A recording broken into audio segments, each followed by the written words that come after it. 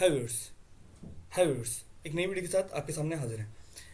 इससे पहले वाली वीडियो में मैंने एक एसएपी के मेन्यू बार के अंदर एक ग्रुप क्रिएट करने का बताया कि किस तरह हम अपने फेवरेट के अंदर एक फ़ोल्डर क्रिएट करते हैं और उस फोल्डर के अंदर अपने स्पेसिफिक काम के टी कोड्स उसके अंदर असाइन कर देते हैं।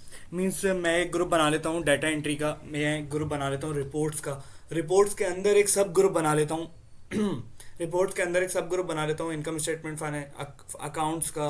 देन फिर एक अंदर ही उसके मज़ीद सब ग्रुप बना लेता हूँ लाइन आइटम रिपोर्ट्स का, जिसमें मैं वेंडर की लाइन आइटम रिपोर्ट्स और ये वो इस किस्म की रिपोर्ट्स रख सकता हूँ।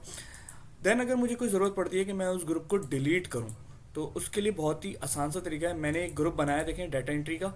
ठीक है, इस डाटा एंट्री को जस्ट मैं राइट क्लिक करूँगा और मैं डिलीट फेवरेट के ऊपर क्लिक कर दूँगा,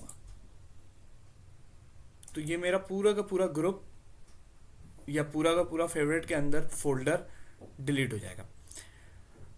उम्मीद है आपको वीडियो पसंद आई होगी। थैंक्स।